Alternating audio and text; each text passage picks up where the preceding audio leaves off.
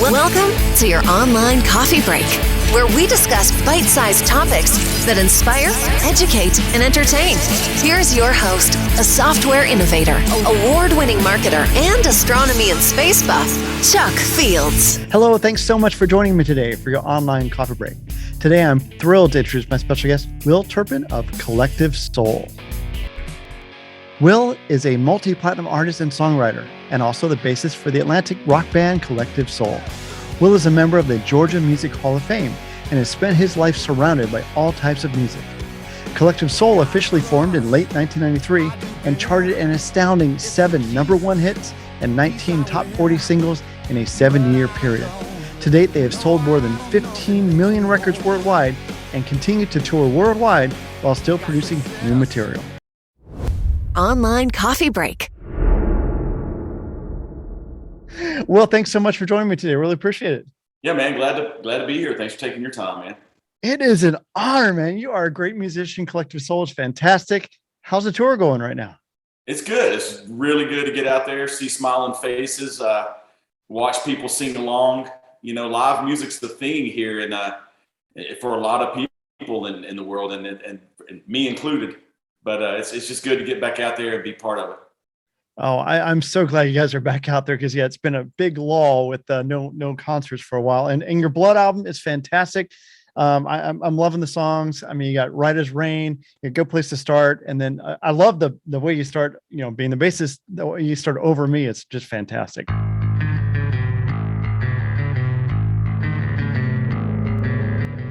It's definitely one of our favorites. Oh, man. I'm so sorry you missed it. I think you came kind of close to where I was. I'm in Indianapolis. You were in Huber Heights, which is the Dayton area, just a couple weeks ago. And I'm like, oh, I should have driven. Should have made the 100-mile drive. Should have done it. Yeah. Anyway, Will, I wanted to talk to you. We love talking about people's music journeys. And I love your story because it involves your father a lot. And he's still going strong with Reel to Reel Studio in Jonesboro, Georgia. What was it like growing up around that? That's incredible. Yeah. I mean, obviously invaluable to me as a musician, as an individual, and to the band Collective Soul. I mean, there's literally no Collective Soul without the studio and my father. That's where Ed learned his chops. He was the head engineer at Reel to Reel for a long time. And some of his first songs he co-wrote with my dad. Really? Yeah. They were country tunes, but it was, you know, Ed explored a lot here at the studio. And then me being able to see and hang out around so many musicians, anything from bluegrass to gospel to R&B to, you know, Southern rock, you know, there was a lot of, you know, Wet Willie was around in Atlanta.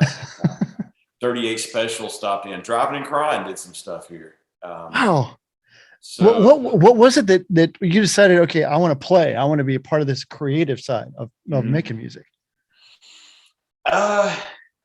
It goes so far back. I don't think there was ever a decision. It's just what I've always done. I started playing piano around 8 and drums around 8 years old. And I've always played music, all the way through high school and then a music major in college. And then, committed to my best friends to play bass. I was basically the last member of Collective Soul to commit, and you know, it was just always something with me, and I don't know. It wasn't really a conscious decision. It's just part of me. See, I think that's wonderful. And what I heard, is this true that when you guys were forming Collective Soul, you sort of volunteered to play bass, having not played bass before? You're like, I'm going to play this. Is that how it happened? Yeah, true. But literally my best friend on drums, Shane Evans, we grew up playing right next to each other in the drum line. Awesome. I knew Ed's music like the back of my hand. I was a fan of his solo records, of his style. Yeah. And before I told him I would commit to bass, I would sit in and there would be 6 of us and I would bring percussion. I'd do all the percussion and sing the harmonies with Ed. That was always the thing. Like I could back Ed up harmonically with vocals. And then one day that the guy playing bass, David Neal, good guy, but he wasn't quite fitting in, and I knew it. And I called Ed one day on back when you had to call people. I remember when I tell this story, I always remember, like, you kind of knew when people would be home, like, Yep. So I remember calling him after school one afternoon. It was probably 2 or 3 in the afternoon. And he answered. I was like, dude, I'll commit 100% to bass. He's like, you sure you can play bass? I was like, I think I can play bass. He goes, let's do it. But I knew the songs. I knew a fretted instrument. There's definitely a learning curve with the physical aspect of a bass and the thicker strings. But literally, as a musician, my most powerful weapon is my ears, and it's really not about the technical proficiency on each instrument. Although there's always a curve with that as well. And I'm still learning on every instrument, still trying to get better on anything I do. I love that about you. And speaking of your ear, I mean, we have a lot in common, because a lot of the music that you grew up in, that you loved, influenced by the Beatles, REM, NXS, U2. That's incredible that they've had such an influence. And one thing I've been really impressed too is you guys have done some of the covers for them. I think what you did, REM's One I Love, right, just for your recent EP last year. Are there any covers that you really like performing more than the others, or any covers yet to do that you can't wait to do? Yeah, that's a good question. Covers are fun because there's something where it's like a little tip of the hat, but in the same breath, it's not your music. So it's fun to play other people's music and do that. Yeah, we're performing the One I Love live right now. So I love doing it. You mentioned all those bands. I kind of think after 27 years of Collective Soul, I've always thought it'd be cool to release a record of all the covers we've done through the years. I mean, we were in the mid 90s, we were really known for a really cool cover of Crazy Train, Ozzy Osbourne. Yeah. We used to do Drop the Bomb, R&B classic. We've done so many cool covers. For me, as far as covers, you mentioned them. I mean, let's try. We I don't know, Beatles, U2, any of those things. I'm into it. Oh, that'd be awesome. And I love this too. Speaking of covers, Shine, of course, your early greatest hits, and you had that sort of covered, I guess, performed by Dolly Parton. Yeah. Right. What was that like? And I heard you were pretty impressed by her doing that performance of Shine. That had to be kind of cool. Yeah. What a beautiful honor. And she used, what's the string band she used to back her up? Was it Union Station, I think? Yeah. It was a beautiful version. We were basically just humbled and appreciative that she chose that song and did such a beautiful version of it. And so, we're still waiting for our first Grammy nomination, but Dolly wins Vocal Performance of the Year covering our tune. Yeah, she did a great job. I did want to ask this too, because a lot of our listeners love to hear this. How did you guys choose the name Collective Soul? Where'd that come from? Yeah, I mean, that's, Ed's a voracious reader, man. He's always reading. And it's the Ayn Rand novel Fountainhead, where she describes mankind as a collection of souls. And then we switched that to Collective Soul. Well, that makes sense too. I did want to talk to you too, because I think it's amazing. Like you say, you've always wanted to be a musician, and it shows, because not only are you having this fantastic career with Collective Soul, but you've also done some solo albums. You did the EP The Lighthouse with Sailor and My Star. I love those songs. Your album Serengeti Drivers just came out a couple years ago, I think, with Demons and Belong. What I really love is they're all on your own label, GUI Records. I was just going to ask you, what made you decide to go solo and have your own indie label? That's pretty cool too. Yeah, it's good to have that vehicle to release stuff.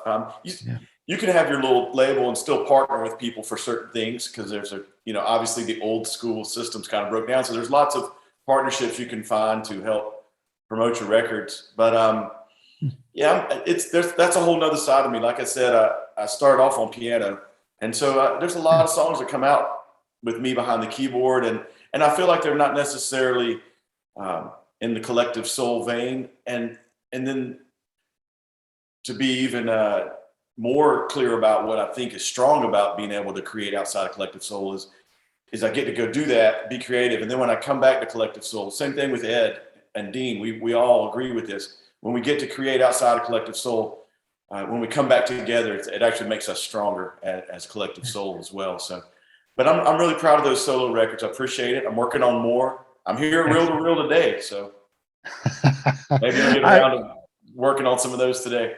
Oh, that'd be great. We definitely can't wait. Now, obviously, you're in Georgia, from Georgia. How did it feel to be a member of the Georgia Music Hall of Fame?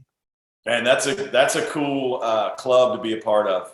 There's something in the water down here. I mean, it doesn't matter if it's you go back to some of the originals: Otis Redding, James Brown, Ray Charles. I mean, that's one of Georgia's favorite sons right there. And then all the the Southern rock. Leonard Skinner was Jacksonville, Florida, but they kind of they're kind of a Georgia band too. But the Allman Brothers, the Black Crowes, wow. Mastodon of recent. They're more of a metal band, but wow, they're huge. And then, of course, the eclectic side. We always mention this every night when we talk about before we play the one I love. REM came out of Athens, Georgia, and in the mid '80s, we were guys who were listening to what was considered alternative rock, me too. Which was really just good music, good rock and roll.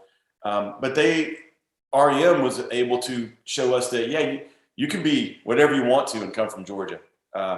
And a lot of people don't realize we're from Georgia because we don't necessarily sound like a Southern rock band, although we are heavily influenced by those bands. So they were a big influence, and even the B-52s and things like that. It's a really eclectic sound down here in Georgia. It is amazing. Earlier, Driving and Crying, which is they're kind of a Southeast popular band, but we love them. Wow, you guys are great. Yeah, and you're right. So must be something in the water in Georgia because it's amazing. You also have another band called The Way. Can you tell us just a little bit about them? Yeah, well, I mean, that's just a way for me to, pun intended. That's how I get out and play the show. So if I do a show with Will Turpin, it's Will in the Way, and it's just a play on words. Where there's a will, there's a way. And so it's a 4-piece band, and I'm on keyboards. My longtime friend Mark Wilson is the bass player. I watched him grow up. I remember him watching play bass when he was 15. I would have been about 25 probably. Gary Chumney on drums, and my buddy Nick on guitar. Wow. Well, you guys are amazing. I did want to ask too. I think I read this about you. You're a father of 3. I'm just kind of wondering, how has, I guess, being a father, a dedicated father, how's that influenced your music over the years? I think it gives you. I think once you have children, there's a little bit of a mindset that happens where I'm not the most important thing in my life anymore necessarily, and you kind of give way to that, and you realize that you're focused on the love and helping out these 3 children. So I got 3 boys. They all play music. I like telling this story about being a father. I know everybody's got these my worst fear when they have a child. My worst fear would be if they got strung out on drugs, or if they, I can't, whatever, became a race car driver or whatever, something dangerous. Yeah. But I remember with all my boys, I was thinking, oh God, my worst fear is if they have bad taste in music, I don't know what I'm going to do. But they don't. They all know it. They know the good stuff, and they gravitated towards it. Even Luke, my youngest son, will start giving you some history on Led Zeppelin and who John Bonham is, and it's that's awesome. I totally did not see that coming when you're. That's awesome. Speaking of kids, and I guess the influence, aspiring musicians out there, what advice would you give them? Yeah, play. I always tell people that Collective Soul created from feel. I mean, obviously we got a great lead songwriter with Ed Roland. I mean, the lyrics belong amongst the top lyricists of our time. Yeah. But we always, from the beginning, created by what we felt good, not what we thought somebody else did that sounded good. Never chased a sound. We were just opening our ears, opening our hearts, trying to delve into the emotion, serve the song properly. And those are just some of the outline things I would tell people, you know, and then don't be afraid to fail. Go ahead and do it, man. Complete it. Start this. You got an idea, start it, finish it. You're always going to grow. You're always going to get better. It's not going to be your best, but finish it and keep moving. Wow.